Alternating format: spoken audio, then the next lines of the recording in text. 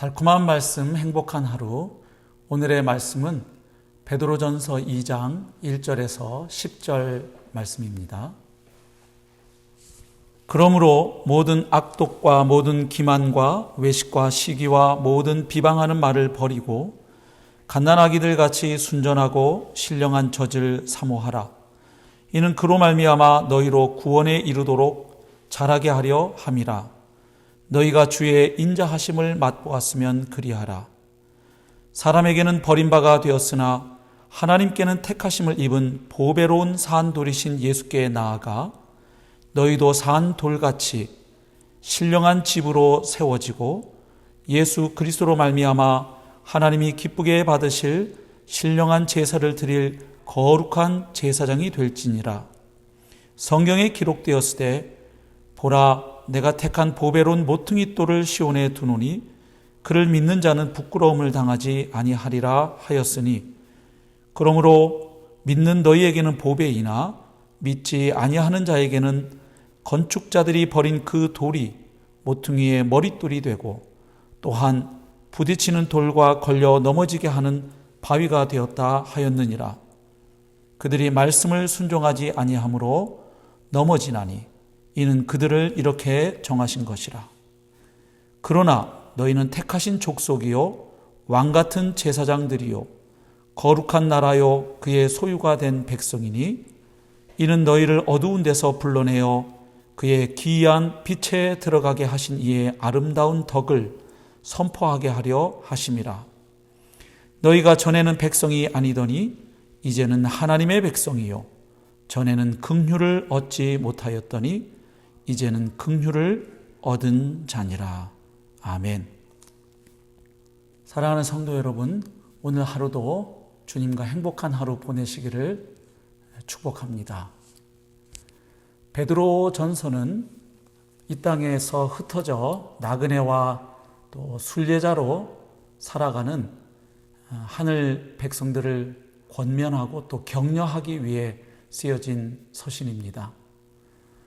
이 편지에서 베드로는 하나님의 은혜로 구원받은 성도들이 이 땅에서 살아가면서 어떻게 처신하고 또 행동하고 살아가야 할지를 권면하는 것 못지않게 하나님의 은혜로 구원받은 성도들이 어떤 존재인지를 설명하는 데에 또 많이 힘을 기울이고 있습니다. 오늘 본문에서도 보면 하나님의 은혜로 구원받고 이 땅에서 나그네로 살아가는 우리 성도들이 어떤 존재인지 그 정체성을 말해주고 있습니다. 먼저 오늘 본문 1절부터 3절까지에서 보면 성도는 한마디로 계속해서 성장해 가야 할 사람들이라고 말해줍니다. 하나님의 은혜로 거듭난 성도는 새로운 생명을 받았는데 그 생명 받은 것으로 멈추지 아니하고 끊임없이 계속해서 성장해 가야 할 사람들이라고 말해주고 있습니다. 그래서 계속 성장해 가기 위해서는 특별히 두 가지가 필요하다고 말해주고 있습니다. 하나는 버려야 된다고 말하고요. 또 한 가지는 취해야 한다고 말을 합니다. 1절 보시면 그러므로 이렇게 말한 다음에 악독, 기만, 외식, 시기, 비방하는 말을 버리라고 권면합니다. 그러니까 하나님의 은혜로 구원받은 성도가 아름답게 계속 성장해 가기 위해서는 과거의 생활 방식과 단절해야 한다는 것을 말하죠. 아름답게 성장해 가는 것을 방해하는 죄악들을 버리라고 권면합니다. 자, 버릴 것이 있다면 취할 것이 있죠. 바로 하나님의 순전한 말씀을 사모하고 그 말씀으로 인해서 자라가야 한다고 권면합니다. 베드로가 이렇게 권면하는 그 이유가 있습니다. 아까 2장 1절 보면 그러므로라는 접속사로 시작이 되고 있었죠. 그것은 그 앞에 단락에 1장 23절에 보면 우리 성도들은 하나님의 말씀으로 인해서 거듭난 사람들이라고 가르쳐 주었죠. 그래서 하나님의 말씀으로 거듭난 성도들은 계속해서 그 말씀으로 인하여 성장해 가야 할 것을 말하는 것입니다. 하나님의 은혜로 이미 구원받은 자들인 동시에 장차 완성될 구원을 향하여 계속 달려가는 사람들이기에 끊임없이 성장해 가야 한다는 것입니다. 그러기 위해서는 성장을 방해하는 죄악들을 버리고, 그리고 하나님의 말씀을 사모함으로 그 말씀을 읽고 또 공부하고 묵상하고 순종함을 통해서 그의 신앙과 인격이 계속해서 그리스도의 형상에 이르도록 아름답게 성장해 가야 하는 존재들임을 말해주고 있습니다. 자, 두 번째 보면 4절부터 8절까지에서는 하나님의 은혜로 구원받고 이 땅에서 나그네로 살아가는 성도들은 거룩한 성전과 제사장으로 부르심 받은 사람들임을 말해주고 있습니다. 그러니까 하나님이 거하시고 또 하나님이 맡기신 일을 하는 그 공동체의 일원이 되도록 부름받은 존재들임을 말해주는 것이죠. 그래서 예루살렘에 있던 성전하고 대비합니다.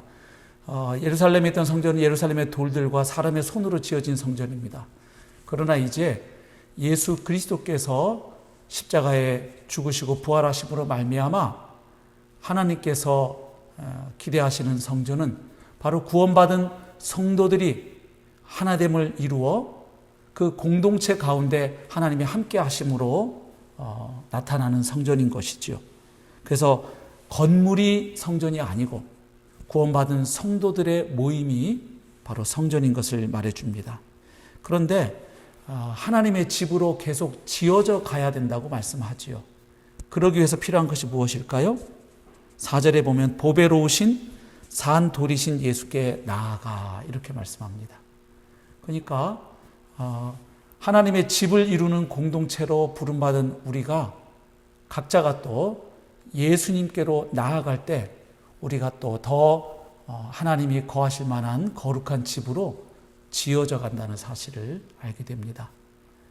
날마다의 삶 가운데 우리가 주님이라고 고백하는 예수님께 날마다 나아가서 그분과 매일 믿음으로 연합되고 그리고 그분과 동행하면서 우리가 살아갈 때 더욱 그런 성도들이 모여있는 공동체는 하나님이 거하시는 성전으로 계속 세워져 갈 것을 말씀하는 것이죠.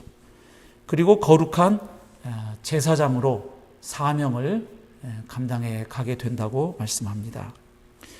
마지막 세 번째는 9절과 10절 말씀에 나타나 있는데요.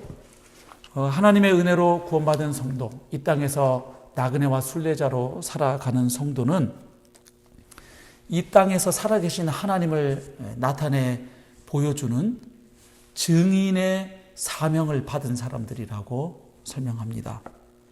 여기 보면 성도를 가리켜서 지칭하는 놀라운 호칭들이 나오지요. 왕 같은 제사장들, 거룩한 나라, 또 그의 소유가 된 백성, 이런 표현들이 나옵니다. 아시는 것처럼 이런 표현은 출애굽기 19장에 하나님께서 이스라엘 백성과 언약을 맺으시면서 이스라엘 백성들에게 하셨던 말씀입니다. 즉 언약 관계 속에서 나오는 호칭들입니다. 그런데 지금 신약시대의 성도들을 가리켜서 이렇게 표현하는 것은 결국 은혜로 구원받은 성도들은 예수 그리스도로 말미암은 그 새 언약의 백성들이 되었다는 것이죠. 그런데 하나님께서 이렇게 언약을 통해 백성 삼아주시는 데에는 목적이 있다는 것입니다. 그게 무엇이죠? 너희를 어두운 데서 불러내어 그의 기이한 빛에 들어가게 하신 분, 곧 하나님이시죠. 그분의 아름다운 덕을 선포하게 하려 하십니다. 그러니까 우리를 놀라운 사람들, 즉 택하신 족속이요 왕같은 제사장들이요 거룩한 나라요 또 하나님의 소유가 된 백성으로 삼아주신 이유는 바로 우리에게 그 놀라운 은혜를 베풀어 주신 하나님을 세상 사람들에게 나타내 보여주고 알려주는 그 일을 위해서 우리를 부르셨다는 말씀입니다. 그러니까 결국 하나님과 하나님의 나라를 이 세상 사람들에게 자랑하고 증거하는 자들로 우리를 부르셨다는 것이지요. 그러니까 성도는 하나님의 증인, 복음의 증인으로 세움받은 사명자들임을 알게 됩니다. 자, 베드로가 이 땅에서 어떻게 해라 하는 말씀을 주기 전에 우리가 어떠한 존재인지를 이렇게 설명하는 이유가 있지요. 내가 어떤 존재인지를 인식하고 자각할 때 거기에서 올바른 행동과 삶의 방식들이 나오기 때문에 그러합니다.